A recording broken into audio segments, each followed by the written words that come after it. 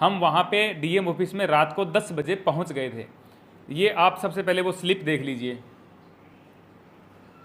ये वो स्लिप है जिसके अंदर साफ साफ लिखा हुआ है कि 14 मई को 11:59 तक आप दे सकते हैं। हम वहाँ पे 10 बजे पहुँच गए थे। हमने संपर्क किया, वहाँ पे जो है डीएम साहब थे नहीं, तो जिन्होंने साइन किया था वो थे। उन्होंने बोला कि आप सुबह आइए, अभी इसमें कुछ भी नहीं हो सकता, आप सुबह आइए। तो हम वहाँ पे इंतज़ार करते रहे। अब ये जो वीडियो मैं आपको दिखा रहा हूँ ये वहाँ पे बनाया हुआ है और लगभग ये 10 बजे के करीब का वीडियो है। आप ये वीडियो देख लीजिए। हाँ, डीएम साहब आ जाते हैं, डीएम साहब से बात हम लोग कर लेंगे। हाँ चलिए। तो सर कुछ तो होना चाहिए ना कि 9 बजे यहाँ पे 10 बजे आए थे, कुछ तो होना चाहिए ना। मैं तो उधर कर रहा हूँ सर, आप इधर हट जाओगे तो मैं इधर की कर लूँगा, ऑफिस की कर लूँगा। मेंटेन हुआ नहीं है, यही समझ। एक बार फोन का एक बार बटन दबाइए, लॉक वाला, टाइम डेट देख लेते हैं। टाइमिंग वाला वो कर लीजिए, टाइमिंग तो आता है ना जिसका। हाँ आ जाता है अपने आप, लेकिन इसमें फिर भी दिखा देते हैं। डीएम को फोन मिलाने में नहीं हो पा रही है, वो नहीं, वो आ ही नहीं रहा ना।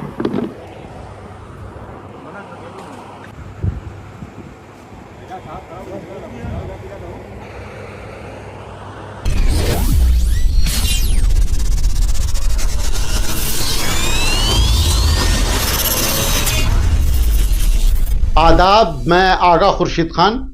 लोकसभा चुनाव के 4 चरण पूरे हो चुके हैं। लोकसभा चुनाव की सरगर्मियां बढ़ती चली जा रही हैं। पिछले 4 चरणों में जितनी उठापटक देखने को मिली है उससे लोकसभा चुनाव की रोमांचकता बढ़ती दिख रही है। लोकसभा चुनाव में प्रत्याशी के तौर पर वाराणसी से नरेंद्र मोदी के खिलाफ हास्य कलाकार श्याम सुंदर रंगीला ने नामांकन किया था, जो बाद में रद्द कर दिया गया। जी हां, वही श्याम रंगीला जिन्हें आप नरेंद्र मोदी की मिमिक्री करते देखते हैं। इस सीट पर भाजपा की तरफ से पीएम मोदी तीसरी बार उम्मीदवार हैं। श्याम रंगीला का जन्म 25 अगस्त 1994 को राजस्थान के हनुमानगढ़ के पीलीबंगा शहर के ग्राम माणकथेरी में हुआ था। उनके पिता जवाहरलाल एक किसान हैं।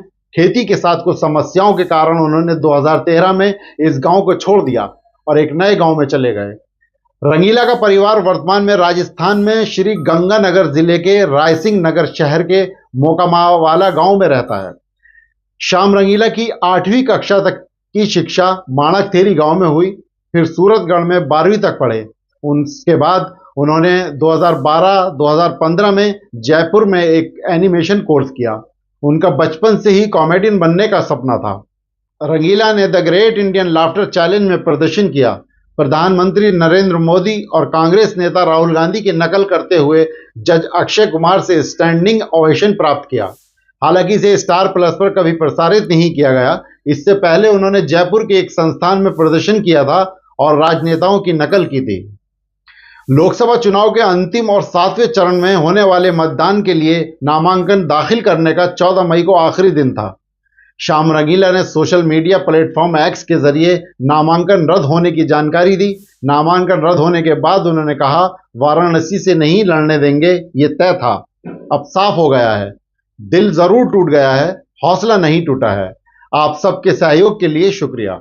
मीडिया और शुभ चिंतकों से निवेदन है, कृपया अभी कॉल ना करें। जो भी सूचना होगी यहां देता रहूंगा। शायद अब थोड़ी देर बातचीत करने की इच्छा नहीं है। उन्होंने कहा कि मैं कलाकार हूं लेकिन कुछ भी कह पाने की स्थिति में नहीं हूं। सोचता हूं कि कॉमेडी ही मेरे लिए बेहतर क्षेत्र है, राजनीति मेरे बस की बात नहीं है। उन्होंने मंगलवार को नामांकन दाखिल किया था। बताया जा रहा है कि कुछ गलती होने के कारण श्याम रंगीला का नामांकन खारिज हुआ है। कल 3 बजे के बाद हमारा जो एंट्री हमारी हुई है वो आज मुझे समझ में आया कि क्यों हुई 3 बजे। मुझे लगा लोगों के सपोर्ट से इन पर दबाव आया है, मेरे फ़ोन करने से, मेल करने से दबाव आया है। आज डीएम साहब ने बताया है कि जो आपके डॉक्यूमेंट में कोई कमी है, आपने वो शपथ नहीं ली है।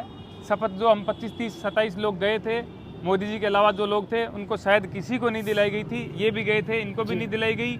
इन्होंने 3 बार उनको बोला है। मैं इन पे भी आऊँगा, इनको बोलूँगा कि आप अपनी बात रखो, लेकिन जो शपथ नहीं दिलाई गई, हमारे साथ अधिवक्ताओं को नहीं भेजा गया, इनको नहीं भेजा, सिर्फ अकेले को बुलाया 3 बजे के बाद में। और हम गए हैं वहाँ पे, और वहाँ पे जाने के बाद में ये 8 बजे तक आए हैं। अब जो उन्होंने रीज़न दिया है, कह रहे हैं कि आपने शपथ नहीं ली। मैंने कहा सर आपने दिला ही नहीं। बोले हमारा काम थोड़ी, आप लेके आओ कहीं से।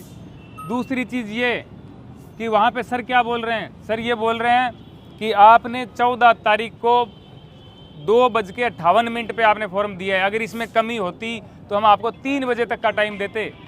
14 तारीख को 3 बजे तक का टाइम देते जिसमें आप जमा करा सकते हो। अब जब हम यहाँ पे 10 तारीख से जूझ रहे हैं, मैं आया हुआ हूँ, कोई बहुत पहले से आया हुआ है, वो 14 तारीख तक इंतज़ार करते हैं, मोदी जी के जाने के तक इंतज़ार करते हैं। 13 तारीख को पूरे दिन लाइन में रहते हैं, वहाँ पे एंट्री नहीं है किसी की। वहाँ पे पूरे दिन 4 लोग जो गए वहाँ पे 13 तारीख को, वो कौन लोग थे? वो 4 लोग हमें आंखों से दिख रहे हैं, खड़े हैं वहीं पे।